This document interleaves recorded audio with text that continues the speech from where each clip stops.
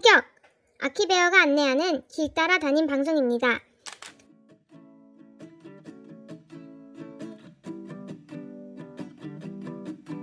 조선 후기 선조가 살던 궁궐 덕수궁의 정문인 대안문입니다. 이곳에서부터 길을 따라 정동길을 함께 거닐어 봅니다. 덕수궁 돌담길을 연인이 끝까지 걸으면 헤어진다는 이야기를 들어보신 적 있나요? 잘 알려진 이 이야기는 지금의 서울시청 별관 자리에 있던 경성가정법원 때문에 생긴 말인데요.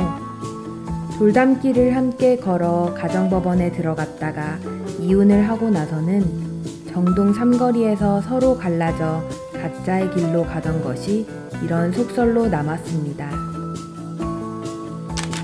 이제 우리가 향하는 곳은 서울시립미술관입니다.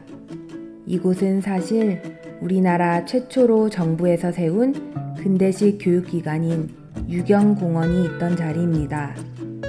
유경공원은 1886년에 세워졌다가 곧 해체되었죠. 그리고 그 자리에 1895년 최초의 근대식 재판소인 평리원이 건립되었습니다. 1928년 일제강점기 시절 일본은 평리원을 허물고 이 자리에 다시 경성재판소를 세웠는데요. 지금의 모습이 이때 만들어졌습니다. 광복 이후에는 대법원으로 사용되었습니다.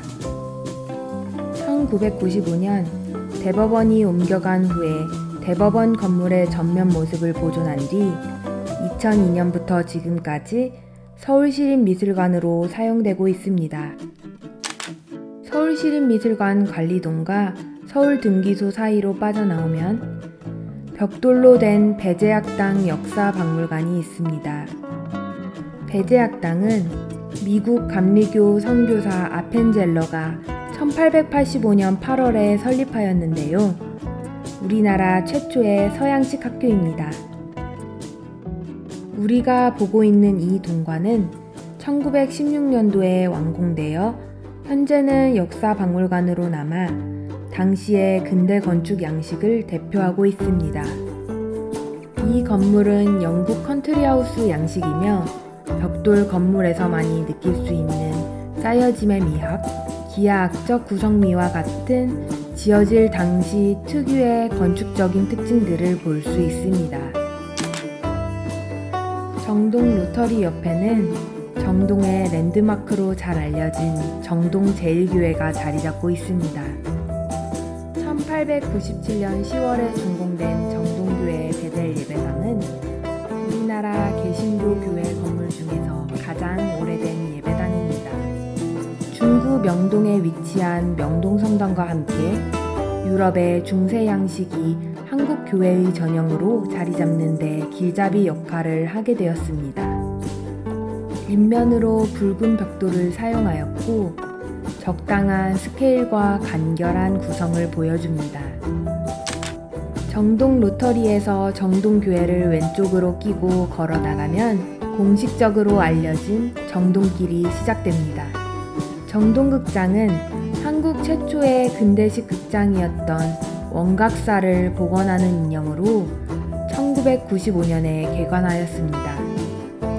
이 자리가 원래의 원각사 자리는 아니지만 근현대 예술 정신을 계승하여 꾸준히 새로운 공연을 자체 개발하고 수준 높은 공연을 선보이는 공간입니다. 정동공원에 있는 고종의 길은 아관파천 당시 피난길로 덕수궁 돌담길에서 러시아 공사관까지 이어지는 길입니다. 고종의 길은 2016년 아관파천 120주년을 맞아 복원 사업이 시작돼 2018년 10월에 정식 개방했습니다. 120m의 짧은 거리지만 일제히 눈을 피해 이동을 하던 고종에게는 이 길이 얼마나 길게 느껴졌을까요? 고종의 길로 나오면 왼쪽에 다시 벽돌 건물이 보입니다. 구세군 중앙회관은 1928년에 완공되었고 건립 당시의 이름은 구세군 사관학교였습니다. 구세군이 1908년 우리나라에 처음 도입된 이후 특히 빈민구제를 통한 선교에 주력해온 구세군의 역사를 상징적으로 보여주는 건물입니다.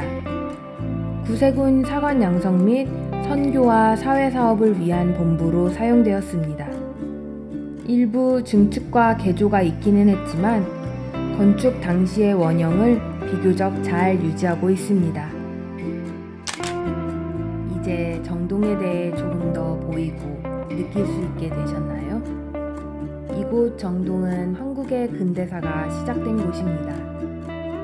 빠르게 변화하는 서울 중심에 있으면서도 우리나라의 역사적 의미와 함께 사계절의 아름다움을 느끼며 거닐 수 있는 정동길.